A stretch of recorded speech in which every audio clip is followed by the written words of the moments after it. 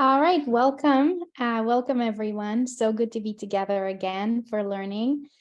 This class is a Hasid in Medieval Garb, Piety and Popular Religion in Ashkenaz and Beyond with Dr. Rachel Furst.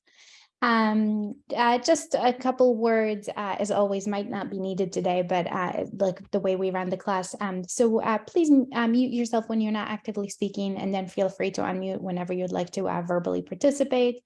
You can also engage in writing through the chat here on Zoom or as a comment if you're watching us live on Facebook. With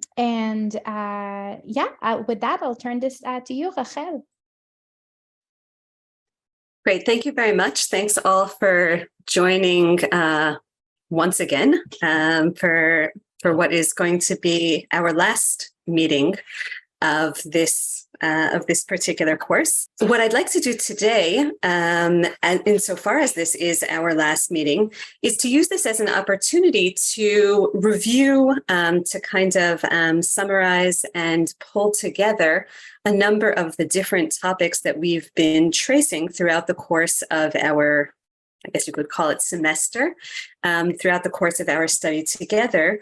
And then to try and give us an opportunity to reflect a little bit on all of that.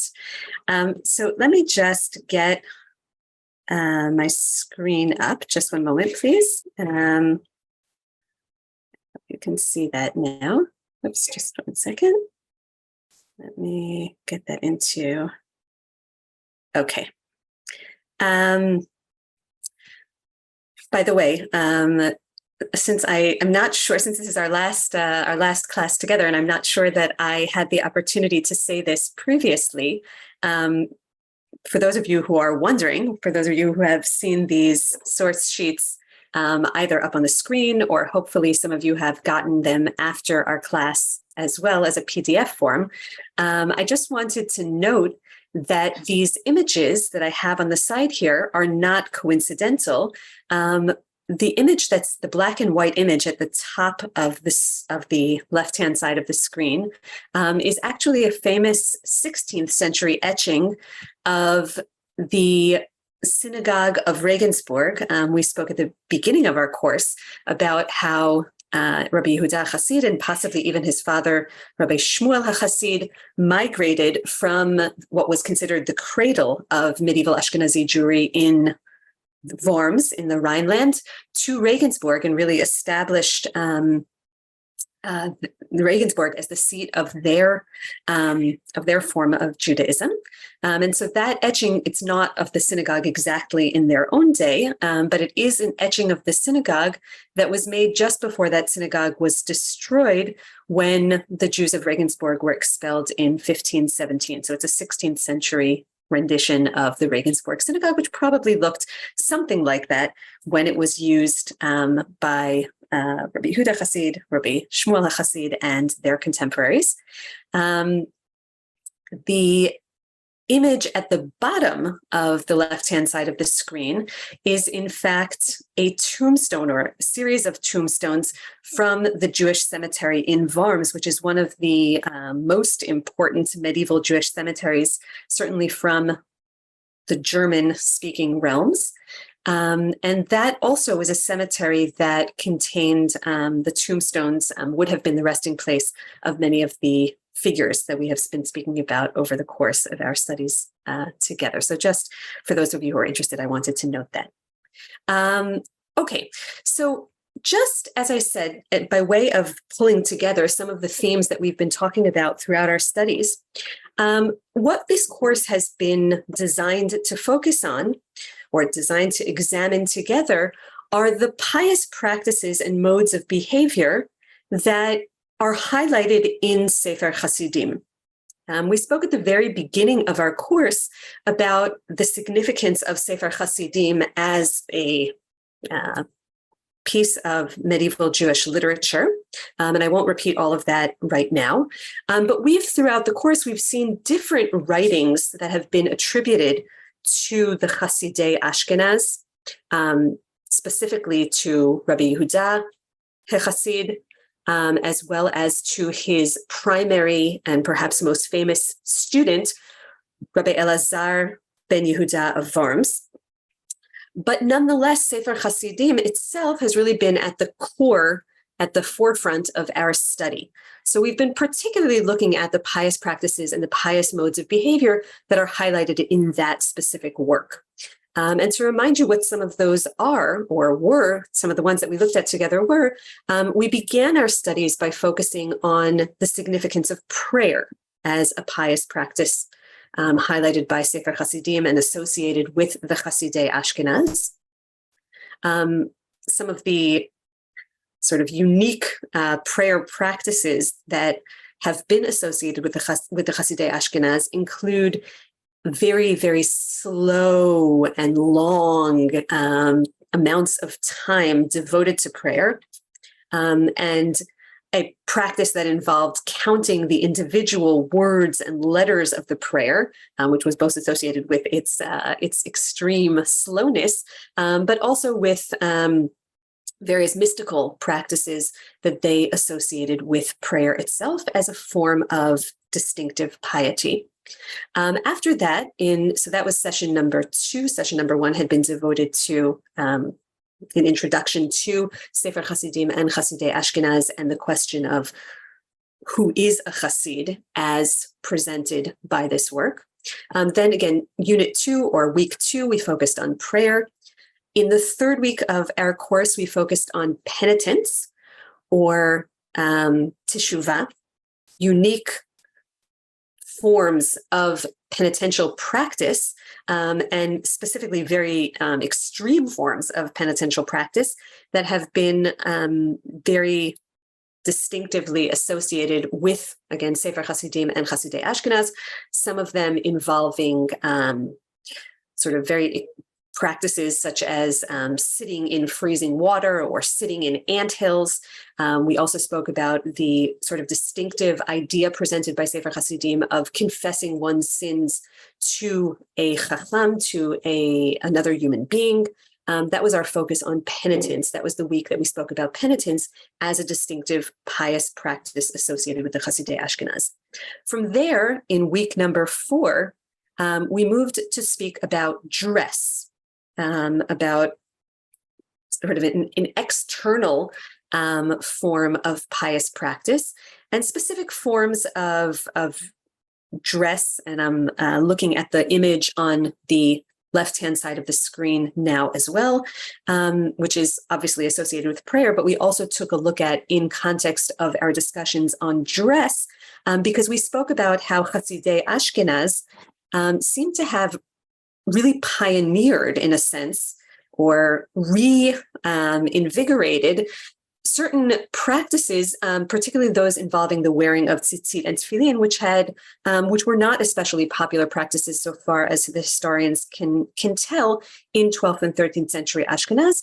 We also spoke about facial hair and particular practices involved with facial hair that were associated with Hasidei Ashkenaz, and a general tendency on the part of Hasidei Ashkenaz to insist on outward shows of piety, even when it made them unpopular or scorned by their fellow community members.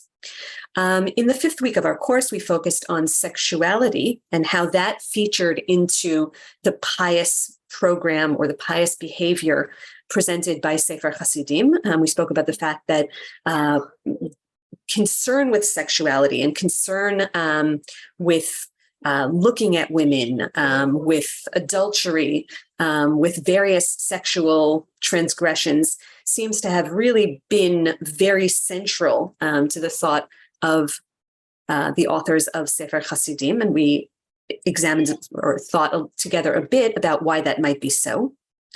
Finally, in the 6th, I shouldn't say finally yet, but then in the 6th week, we focused on charity, on tzedakah, as a pious practice that was associated with Sefer Hasidim, and some of the distinctive and unique ways that Sefer Hasidim relates to the poor and relates to the idea of giving charity, to whom one gives charity, a hierarchy of people to whom one gives charity, a kind of valorization of being poor, which we do not see in many other classical Jewish sources. And then finally, last week, in week number 7, we focused on shame and humiliation as a type of, I don't know if pious practice is exactly the right way of saying it, but as another form of piety, the willingness to be shamed and humiliated, the willingness to be scorned, and in fact, really, again, a valorization of being scorned, being shamed, being humiliated as a marker, as an indicator of who is a pious person, as that gets expressed in Sefer Hasidim. And I think that kind of, that's just a basic and brief overview of the practices that we took a look at and highlighted. And I want to say at this point that certainly this is really just a dip into kind of a first taste of some of the themes that get highlighted in Sefer Hasidim, some of the major themes that have been associated with the Hasidei Ashkenaz. What we did not focus on in this course, but is certainly worthy of study for anyone who's interested in exploring more about Sefer Hasidim and Hasidei Ashkenaz, are all of the theological stances, are all of the various ideas, central ideas, particularly theological ideas that have been associated with with again the authors of Sefer Hasidim and Hasidei Ashkenaz, and that really come to the fore in these writings. We touched upon some of them, we dipped into some of them, but that is certainly another theme that bears much further study. And there are also all other kinds of distinctive approaches and ideas that have been associated with Sefer Hasidim and Hasidei Ashkenaz that don't specifically pertain to issues of pious practices that also have not been the focus of our course, but that, again, are certainly something that others have focused on, other scholars have focused on, and that anyone who's interested in Sefer Hasidim would certainly want to continue to explore. But our purpose in this course, again, was really to try and identify, first of all, what defined piety or pious behavior for this, and I'm going to say tentatively right now, group of people, because that's another theme that we discussed several times and I'm going to come back to in just a moment. But what defined pious practice, pious behavior for the Hasidei Ashkenaz, whoever they might have been? And also, how did those modes of behavior relate to what a broader spectrum of medieval Ashkenazi Jews might have considered piety, pious practices, pious behaviors? So that, again, that relationship between what is presented in Sefer Hasidim as being distinctive to Hasidei Ashkenaz, whoever they were, and what was, again, what has been attested to, what we can trace as having been the again, attitudes or approaches or understandings of piety by a broader spectrum of the world from which they came, of medieval Ashkenazi Jews, that's something that we've come to again and again. And that's a theme that I want to return to this evening in attempting to draw together some of these various themes.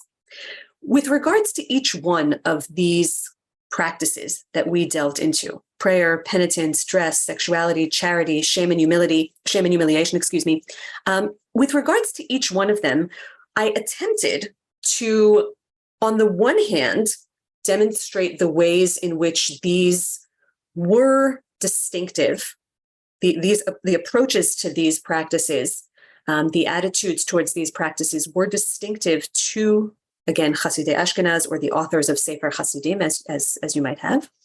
And on the other hand, to also demonstrate the ways in which they related to and might in fact have reflected a much broader approach. And this picks up on a running debate in contemporary scholarship on Sefer Hasidim that really has been struggling for the past, I would say, 150 years, throughout the history of scientific study of Judaism, of academic study of Judaism between with regards to the understanding of who these people were altogether and what kind of influence they might have had. Again, to pick up on some themes that we discussed much earlier in the course, I just want to remind you that the basic outline of the debate has to do with whether there was, in fact, some kind of actual institutionalized, if you will, group called Hasidei Ashkenaz or recognized as Hasidei Ashkenaz, whether the program of pious practices that is very clearly presented in Sefer Hasidim actually had a real life following, whether the sort of the sense that one gets from Sefer Hasidim of a group of people who were scorned and rejected for their distinctive practices did in fact have a bearing in actuality.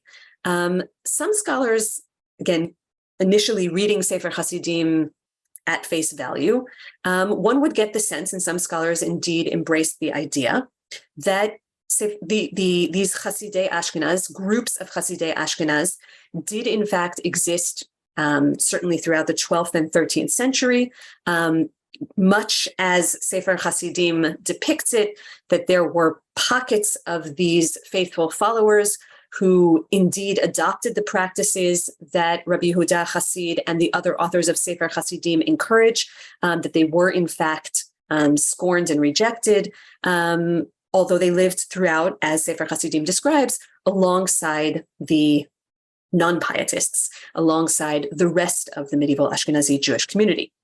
But over the course of, again, the history of studying Sefer Hasidim, over the course of the past 100+ years, scholars have come to really question that model and to believe that it is more likely that Hasidei Ashkenaz as such, if they existed at all, meaning if they were more than a figment of the imagination, I'll say it in an extreme form, a figment of the imagination of the authors of Sefer Hasidim, if they existed at all, that they probably existed, they probably represented only a very, very, very, very small slice of the medieval Ashkenazi Jewish community, maybe only a dozen, one scholar has conjectured even half a dozen disciples surrounding these three primary figures, Shmuel HaChassid, Yehuda HaChassid, and Elazar of Worms, who were responsible for most of the texts associated with this movement.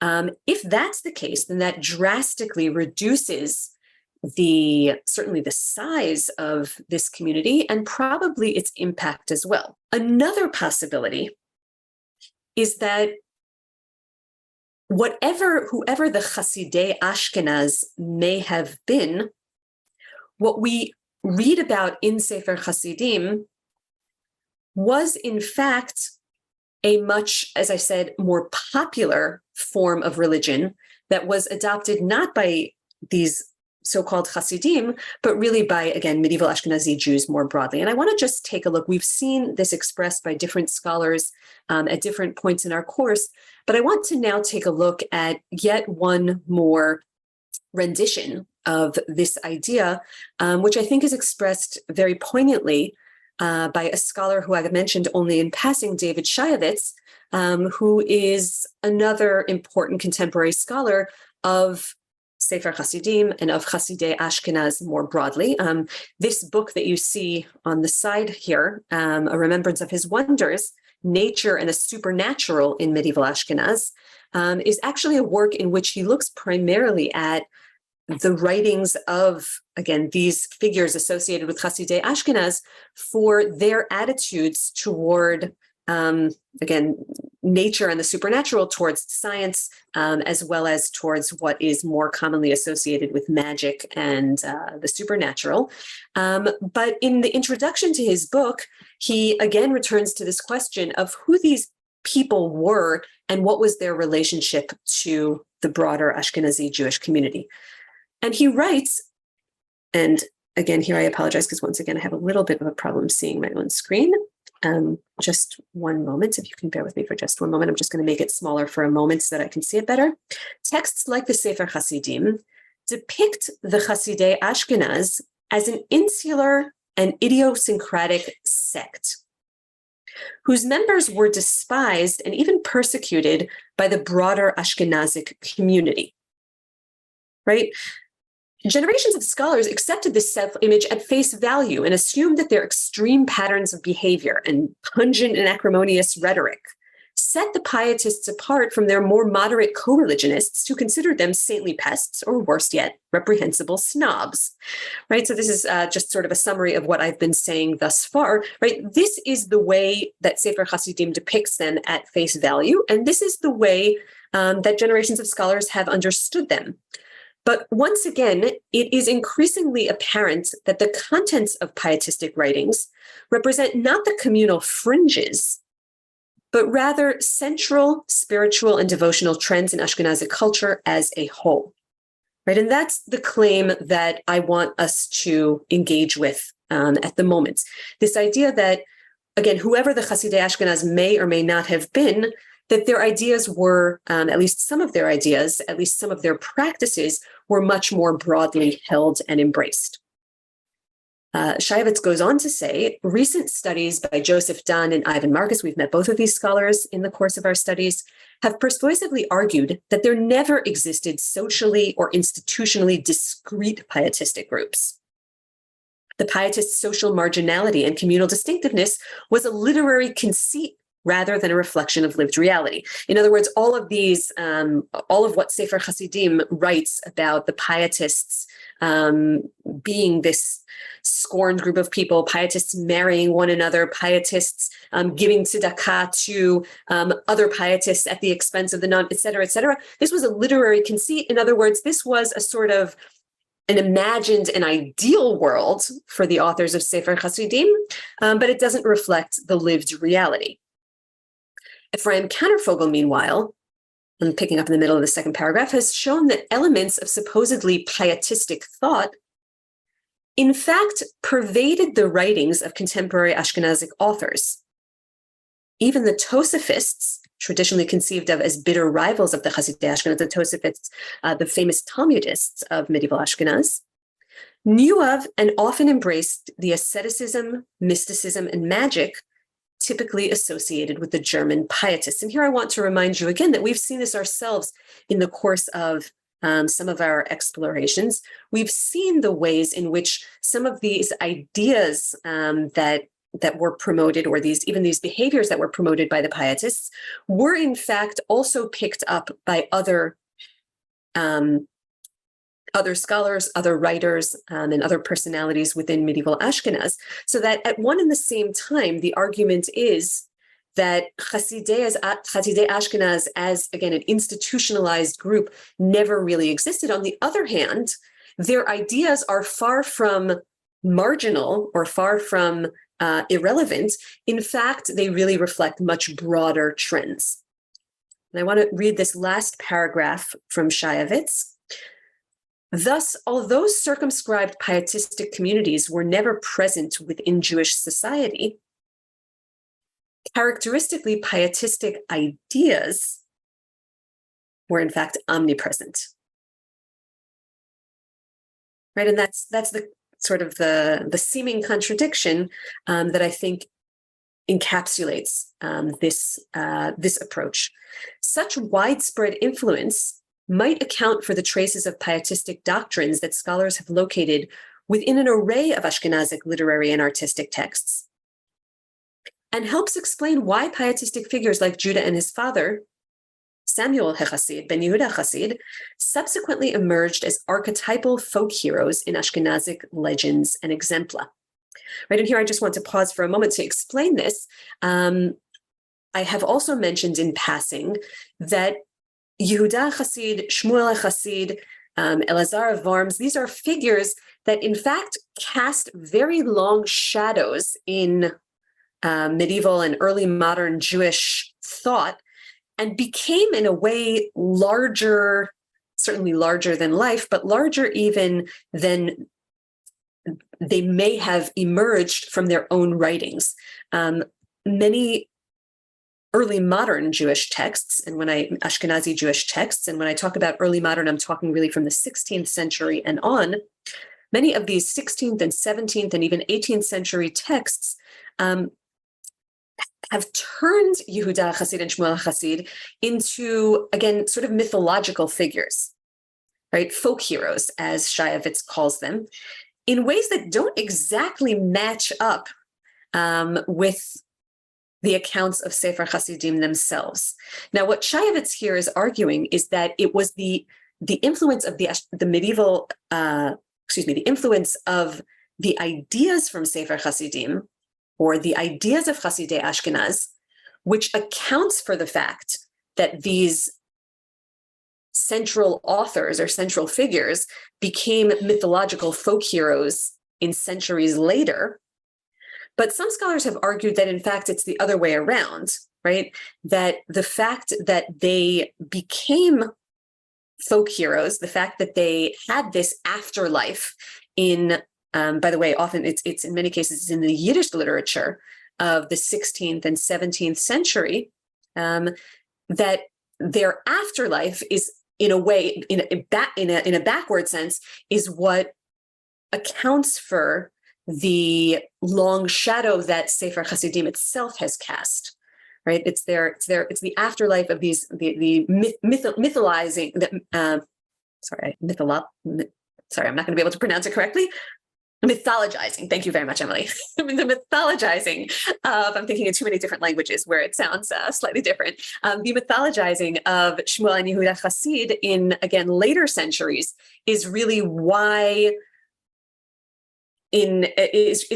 Sefer Hasidim and Hasidei Ashkenaz themselves, at least in Jewish memory, continue to be important and influential, although they might not have been at all beyond their own time, or even in their own time, if it were not for this later mythologizing of the characters associated with them. So it could go in either direction. But the point that I want us to come away with from this passage by Shayevitz is that, again, although the communities were not present, were in all likelihood, as best as we as historians can assess today, were probably not present, never present within Jewish society, the characteristically pietistic ideas, right? And I would add, I'm going to add into Shayevitz's text here, ideas and practices. Many of the practices were in fact omnipresent. Right, so it's treading a delicate line between the actual reality and influence of Sefer Hasidim, again, not so actual and not so influential as far as being associated with a particular group of Hasidei Ashkenaz, but in fact, omnipresent, influential insofar as these were much broader ideas, much more widely held ideas, and much more widely adopted practices than it would seem from Sefer Hasidim, because the goal of the authors of Sefer Hasidim was to associate them with these pietists, whereas in fact, what we can determine from comparing these texts with others is that many of these practices and ideas were in fact not exclusively associated with these characters at all. Now, in order to sort of concretize this idea and to make it perhaps a bit more understandable and graspable, what I'd like to do in the next bit of time is to take a look today at a text that is not from Sefer Hasidim, but is closely associated with the circles of the so-called Hasidei Ashkenaz, and that is it's a text that we saw in very brief form several weeks back, but that I'd now like to take a look at in fuller form, and that is the elegy, the Kina, that was penned by Elazar ben Judah of Worms for his wife Dulce and for his two young daughters, Belet and Hannah, ages 13 and 6, when they were very tragically and brutally murdered in 1196 in their home community of Worms. Now, we know about this whole incident from Elazar's he penned both a prose account and as well as this kina that I just mentioned, excuse me. And these texts are found in I believe three different medieval manuscripts. They've been published subsequently because they are, as we're about to see, certainly very, very evocative, really contain a lot of pathos and a lot of drama, but also because they are, in a way, very, very depictive of medieval Jewish life and religiosity, specifically through the prism, specifically through this depiction of a woman's religiosity and life.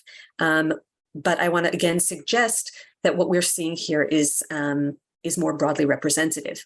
What you have in front of you right now is this is not the complete prose account, but this is a passage. This is the end, essentially, of the prose account, in which Elazar of Worms just describes what happened. Again, he describes at the beginning of the text. I apologize for the part that we don't have here, about how it was a Shabbat afternoon. He had just finished reviewing the parasha with his students. He apparently had a small group of students who lived in his home, or certainly ate in his home, who were gathered about him, and as was their practice, he was reviewing the parasha with them when two marked men burst into the house, attacked the family and the students who were gathered there, and as I said, ended up killing his wife and his two daughters. It is, by the way, there have been various theories. They were called marked men, which initially led scholars to believe that they were perhaps crusaders. Right? Marked is understood to mean that they were marked with the sign of the cross. But the general consensus is that they were probably, if they had been associated in any way with bands of crusaders who might have been in the area at the time, they were probably themselves simply criminals who broke into this house, who were interested in this home and this family, because Dulce, Elazar of Worms' wife, was in fact a well-known and fairly wealthy, probably, moneylender. So here is what Elazar of Worms writes. Immediately, when these two men burst into the house, the pious woman got up and ran out of the room where they had killed them and cried out. The abominable one, mitoavim is the Hebrew, followed her and struck her on the head, to the windpipe, and on the shoulder, and from the shoulder to the waist. I apologize for the gruesome details here. Across the width of the back and her front, and the righteous woman fell dead. And I, the miserable, secured the door, and we cried out until help should come to us from on high. And I cried out over this pious woman seeking revenge. And thus it happened. For after a week, they caught the murderer who had killed her, and who had killed my two daughters and wounded myself and my son, and they killed him. I was left in want of everything and in great affliction and overwhelming suffering. And from there, Elazar goes on to provide us with this beautiful elegy that we're about to see, this beautiful kina. The reason that I included here the last chapter of Mishlei, chapter 31, the famous Eshet Chayil passage, is because, as we're about to see, the kina that Elazar authored, in fact, plays with the biblical texts. It's a riff, if you will, on the biblical text itself. And it reads as follows. And you have in front of you both the original Hebrew of Elazar of Worms, as well as the English translation that was made by Judith Baskin, whose work on Sefer Hasidim we've discussed in the past, particularly whose work on the women of Sefer Hasidim we've discussed in the past.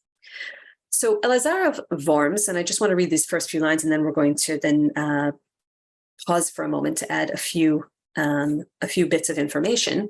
Elazar of Worms begins his elegy for Dulce. What a rare and fine is a capable wife, right? Eshet Chayil mi yimtza. Such a one was my saintly wife, Mistress Dulce. Right, and I want to. I I want to pause here for a moment. Let me just get that back up. I want to pause here for a moment and underscore for you the fact that he refers to his wife as a Hasidah. Right? And I want to remind you that at the very beginning of the course, we questioned who a Hasid was for the author of Sefer Hasidim, and we took a look at a number of different passages in which Sefer Hasidim speaks of the Hasid and the attributes of the Hasid and the doings of the Hasid as a way of trying to pinpoint who Sefer Hasidim thinks this pious person, this Hasid, actually is. But I want to remind you what I pointed out then, which is that for Sefer Hasidim does use the term Hasid, obviously, in a number of different contexts, and it is possible to trace that word throughout the book and to see what Sefer Hasidim has to say about who a Hasid was. But at the same time, Sefer Hasidim also provides many, many different passages and many, many different stories about pious individuals who it clearly considers Hasidim without actually calling them Hasidim. And that word Hasid itself is used outside of Sefer Hasidim, but by contemporaries of Yehuda Hasid and the other authors of Sefer Hasidim to refer to a whole slew of other practices. So that the word itself is a little bit slippery, and scholars, including Elisha Baumgarten, whose work we have seen several times throughout the course, have really questioned whether Hasid itself, the concept of Hasid and the concept of Hasidim as a term has a definitive valence, has a definitive meaning even within Sefer Hasidim itself, or whether in fact it was a word that in medieval Ashkenaz was not in any way distinctive to this group of people, was not in any way distinctive to the set of practices that Sefer Hasidim attaches to Hasid, but in fact really that the concept of Hasid was, again, a broader concept, was certainly a concept associated with piety, associated with uprightness, associated with good deeds, but one that was not owned, you might say, by the authors of Sefer Hasidim by any means. And here, the very fact that the Elazar ben Yehuda of Worms refers to his wife Mara Dulce as a Hasidah is significant. On the one hand, he was one of the primary authors, one of the primary scholarly figures associated with Hasidei Ashkenaz. So if any woman was a Hasid, was a Hasidah, I should say, it would have been his wife. But on the other hand, as we discussed in our course, in our class on sexuality, it's very difficult because of the attitude of Sefer Hasidim towards women in general. Sefer Hasidim, in only one place in all of Sefer Hasidim, does Sefer Hasidim itself ever refer to a woman as a Hasidah. That is not because Sefer Hasidim believes women were impious or that women could not follow any of the practices that it prescribes, or that women were not part of this imagined community that it promotes.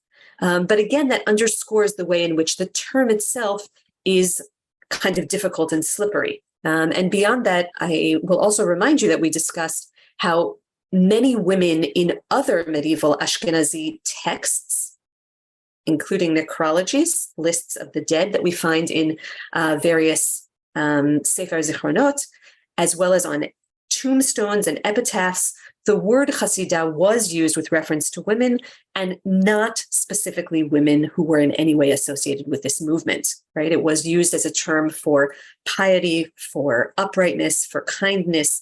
It was a term certainly of distinction, but one that was not, does not seem to have specifically related to Hasidei Ashkenaz. In any event, I want to go back to the text now, and I want to take a look at how Elazar describes his wife, the practices that he associates with her, and to see how what is the image that emerges from this particular text of what were considered pious practices for women or for men. For Elazar, but I want to argue more broadly for medieval Ashkenazi Jews at large. A capable wife, writes Elazar, the crown of her husband, and again, a capable wife is clearly playing off Eshet Chayil. the crown of her husband, Ateret Ba'ala. This is all playing with the biblical texts. The daughter of community benefactors, a woman who feared God. She was renowned for her good deeds. Her husband put his confidence in her. That is, she fed him and dressed him in honor to sit with the elders of the land and involve himself in Torah study and good deeds. She was good to him, never bad, all the days of his life with her. She made him books from her labor. Her name signifies pleasant, right? Her name, Dulce, by the way, seems to have been a play on the Italian. Vernacular names was very common for women in medieval Ashkenaz. His daughter's name was also Belette, which is obviously a play on the French. She looked for white wool for fringes and set her hand to them with a will. She set her mind to fulfill divine commandments, and all who observed her praised her. I want to read just a little bit further before we pause to ask, what exactly is the image that's emerging here? The text goes on, and this is, again, if we had more time, I would show you how this draws line by line from Eshet Chayil, from the Mishle, from the biblical text itself. She looked for white wool for fringes and set her hand to them with a will. She set her mind to fulfill divine commandments, and all who observed her praised her. She was like a merchant fleet bringing her food from afar to feed her husband so that he might immerse himself in Torah. Her daughters saw her and declared her happy, for her merchandise was excellent. She supplied provisions for her household and bread to the boys. How her hands worked the distaff to spin thread for books. Vigorous in everything, she spun thread for phylacteries and prepared sinews to bind together scrolls and books. She was as swift as a deer to cook for the young men being Elazar's students, presumably, and to fulfill the needs of those students. So I want to pause right here for just a moment. This is even before we get to the central religious practices, the central pious practices that parallel the ones we have studied together. But even up to this point, what type of woman does this woman seem to have been, at least in the mind of her husband? Who was this Dulce? What were her outstanding qualities? Is this a woman you could identify with? Is this a woman you might be familiar with? Any suggestions? Just make sure you unmute first if you'd like to talk. Oh, Emily, are you trying to say something? Just unmute first. Okay. Falwell wife? Extremely industrious, I think we can agree. She seems to be very busy all the time. She seems to have been, again, very supportive of her husband. And again, this is her husband who's elegizing her, so that's perhaps why he highlights those particular qualities. But in that respect, the argument has been made that she, in many ways, represents the medieval Ashkenazi. Again, she was certainly an elite. She was certainly the wife of a significant Torah scholar, of a theologian, of a one of the main figures associated with this. With Sefer Hasidim and with Hasidei Ashkenaz altogether. So on the one hand, again, she was a unique character, but on the other hand, the argument has been made that in many of these regards, her life as described here may have typified the lives of many other women in medieval Ashkenaz, insofar as we know that women in medieval Ashkenaz were quite active and engaged in the economic life of the community, that women certainly stood out for their roles within the families, as wives, as mothers. In all of those regards, she might not have been her life might not have been much different than that of the more typical medieval Ashkenazi woman. But I want to move on from here. I'm Yes. struck by something else. Sure. The last line was that she took care of Shulchana L'chol HaChabura. In other words, it sounds like he was one of the members of this Hasidei Ashkenaz, and he had a Chabura that was around him. And I wonder whether this just means his students, or it means that he had a small community of pietists who reflected his lifestyle and writings. Okay, so first of all, I just want to apologize because I just realized as you said that there's a slight, the Hebrew here does not exactly match the English. The English here actually ends one line earlier, and I apologize. I included one extra line of the Hebrew. That line that you just quoted, etc. That actually, let's take a look. The translation is really here at the beginning of this next. Here, I included at the beginning of this next slide. I should have not included it in the previous slide. So let's take a look at it here on the next slide, right? The English translation would be, she girded herself with strength and stitched together some 40 Torah scrolls. She prepared meat for special feasts. And here the translation at least is, set her table for all of the community. And you're wondering whether that chavura is in fact a reference, again, on a very basic level, we're talking about his small group of students, which was also typical of medieval Ashkenazi scholars, so far as we know. The yeshivot in medieval Ashkenaz were not, very large, massive institutions. Instead, they seem to have been groups of, again, the best guess is maybe 20, 25 students at most, who gathered around an individual Rebbe sort of figure, an individual teacher, an individual scholar. And that seems to be the group of Talmidim that is described here by Elazar, that Dulce here is described as relating to. The Chavura here has been translated for all of the community. Maybe in the mind of Elazar, that was the community of the Hasidei Ashkenaz, of this pietist community, but it need not be interpreted that way, right? Chavura doesn't necessarily imply that it was a exclusive community. Although, again, if one was inclined to translate it that way, perhaps it could be translated that way as well. The exclusive community, as opposed to the larger, broader community, right? Was that your suggestion?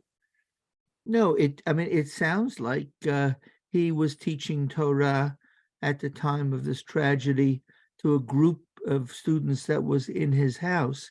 Yes. And yes. The term chabura, I don't know in this context, has the context not of a larger community, but rather a chabura of a smaller group that was in his house. That's okay. So the smaller group. Okay, so I understand what you're saying. So the smaller group here is definitely what she's referring to. Again, here the last line of this previous slide is really la'asot ritzon talmidim, right? Levashel bachurim, la'asot ritzon talmidim, right? To cook for the young men, to fulfill the needs of the students. That definitely is the smaller group of students who were there, who were present when this murder took place. The chavura that's referred to in the next line, which again here has been translated as all the community. I hear what you're saying. Perhaps that's again a reference to the that sort of exclusive group of students. It need not be. And again, the fact this translation, which as I said was taken from Baskin's work, she seems to believe at least that it was a reference to a wider community and not to the group of students who were the subject of the previous line. But I suppose that that's something that one could debate. In any event, I want to move on to the next slide. Where here, I think that some of the practices that Elazar describes Dulce as having been engaged in mirror some of the practices, or at least allude to some of the practices that we've been focusing on in our class. In the previous, in this slide over here, he points out all of her various acts of chesed, or her acts of charity. She adorned brides and brought them to the wedding. She bathed the dead. She sewed their shrouds. She sewed their shrouds. She toiled for the Torah scholars. She gave generously to the poor, as well as to her sons and daughters and her husband, etc. And then Elazar goes on to describe how her lamp never went out at night. She prepared wicks for the synagogue and the study rooms, and she said psalms. She said hymns and prayer and recited supplication. Every day she extended her hands to say the prayers beginning Nishmat Kol Chai and Bechol Ma'aminim. She invoked Pitum Aktoret and the Ten Commandments. In all the cities, she taught women, enabling their pleasant intoning of songs. So she had a very specific leadership role, religious leadership role, you could say, within the community of women. She was a women's prayer leader, and she taught women how to pray. She knew the order of morning and evening prayer. She came early to the synagogue, and she stayed late. And Elazar goes on to say that she stood throughout the Day of Atonement and chanted. She prepared the candles. She honored the Shabbat and festivals for all those who devoted themselves to the study of Torah, etc., etc. So I want to go back just a moment, right? There's a particular focus in this kina on her role within prayer, her role within the synagogue, as well as her role in giving charity, and her role in engaging in these, again, practices which we have seen in the ways in which they were associated with Hasidei Ashkenaz, the ways in which Sefer Hasidim represented these practices as being particular forms of piety, particularly significant to those who considered themselves pious. And certainly here, Elazar is also presenting these activities as worthy of praise, as something that Dulce did particularly well, particularly in a particularly marked and noteworthy kind of way. However, if we were to compare this text, both with Sefer Hasidim and with many other texts from this environment, from the medieval Ashkenazi environment, from this more or less same time and place, we would see that many of these practices, and even the way that Dulce is described as having embraced them, were also the provenance of many other medieval Ashkenazi women. And also much of what's described here as Dulce's forms of piety and religiosity actually parallels in many ways accounts of the religiosity of men who were not specifically the scholarly elite.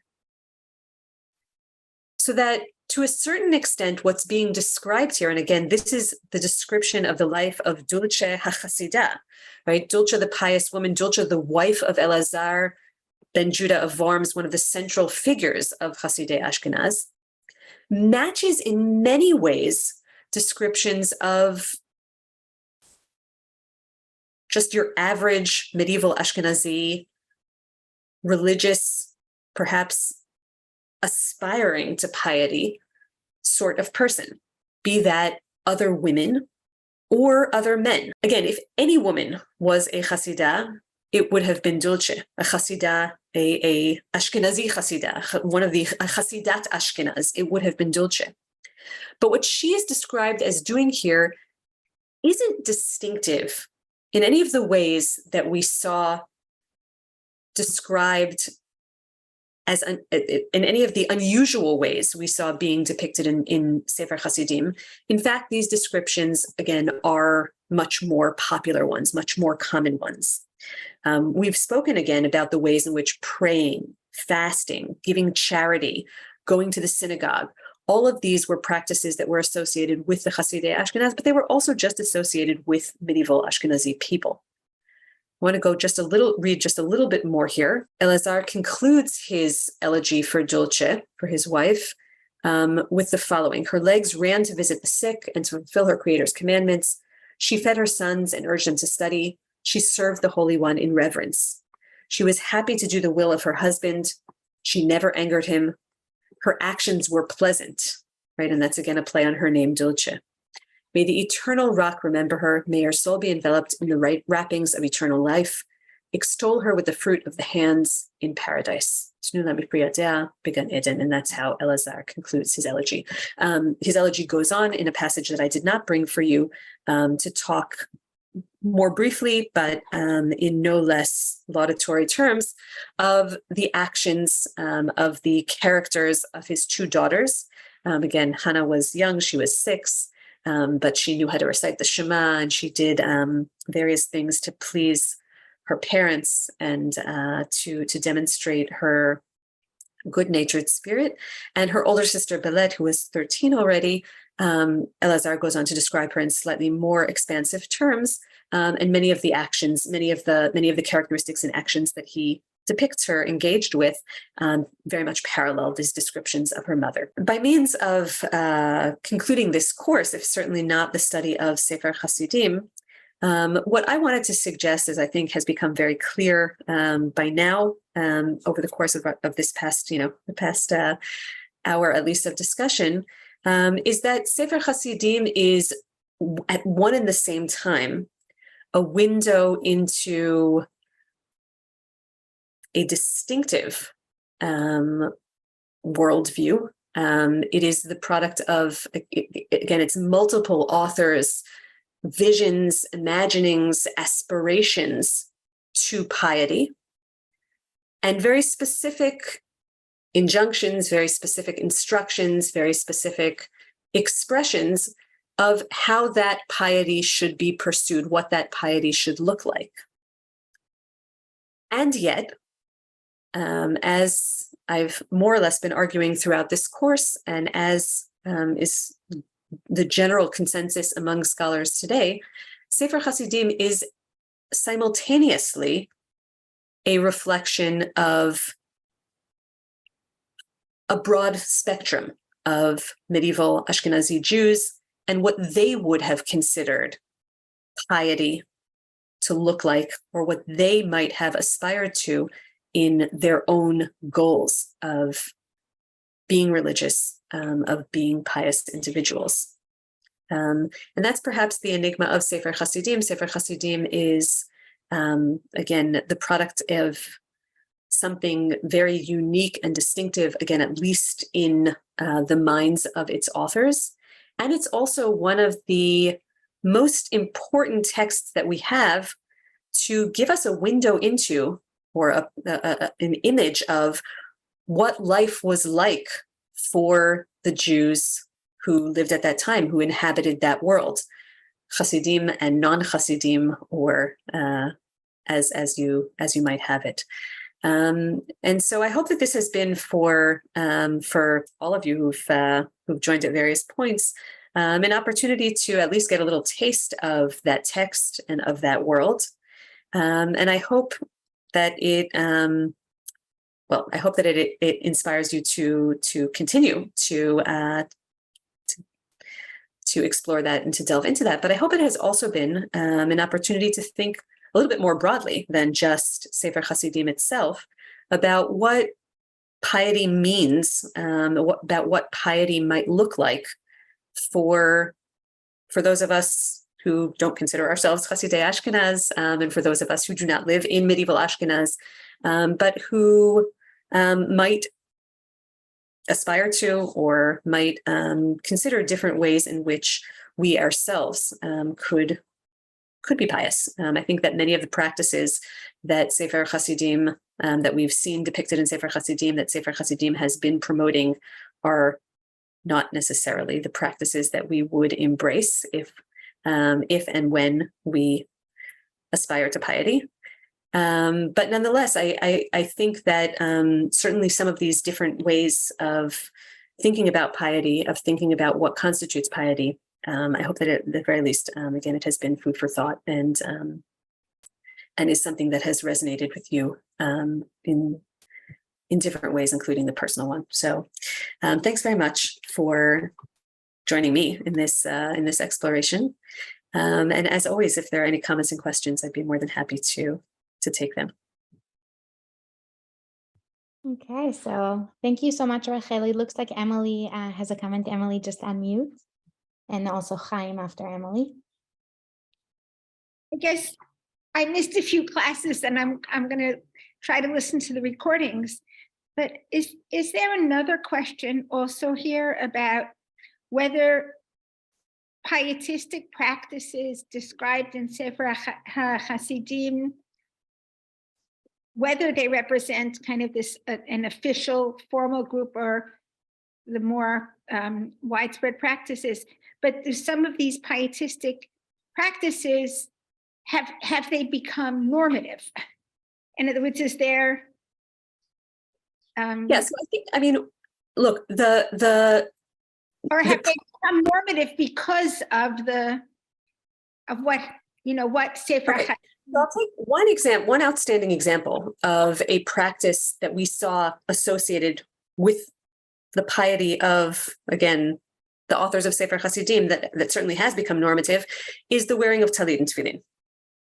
Right? Now, that was by no means pioneered by Hasid. I mean, in other words, talit and tefillin are, much older practices. Their sources are not Hasidei Ashkenaz, but nonetheless, as we saw when in our unit on dress, they were not widely adopted or embraced or followed practices, neither in the time of Hasidei Ashkenaz, meaning not in 12th and 13th century Ashkenaz, and seemingly not in the generations before that either. The Geonim also talk about how they were not. Now, that doesn't mean that nobody did it. Let's assume that the scholarly elites were wearing talit and tefillin, but they seem not to have been standard basic practices of religious people. Again, leaving aside Rashi's daughters, we'll assume that at the time, religious men, they stand not to have been. And Hasidei Ashkenaz, I think, can be credited with repopularizing that practice and making it, a very basic standard form of religious observance. Sort of ironically, perhaps, one that, as it became the provenance of more people, was perhaps not considered especially pious, religious, yes, but not necessarily a distinctive marker of piety. So that maybe is one sort of obvious example to point to. Tracing how some of the other ideas and some of the other practices made inroads. That's again something that I tried to do in the different individual units. It's sometimes a little bit more subtle and a little bit more difficult, but definitely scholars argue that it is the case, that we can see the ways in which some of these ideas, which again in Sefer Hasidim stand out as, the author of Sefer Hasidim represents them as practices that are worthy, or even worthy of scorn, because they seem so far-fetched and absurd, ostensibly, to the people around them. Again, we can trace the ways in which they did have an impact and did become more standard. At the same time that scholars argue that sometimes we can see that even at the time, they might have been more broadly adopted, right? Fasting, for example, seems to have been a common expression of piety for medieval people, well beyond any circles of presumed Hasidei Ashkenaz. Thank you. Is it known at all if was any influence from the Hasidei Ashkenaz into Sfarad, into Spain, and on the whole, generation in the 13th century of Spain, culminating in the Ramban and Rambam and in fact Moses de Leon. Well, so I'll answer that question briefly.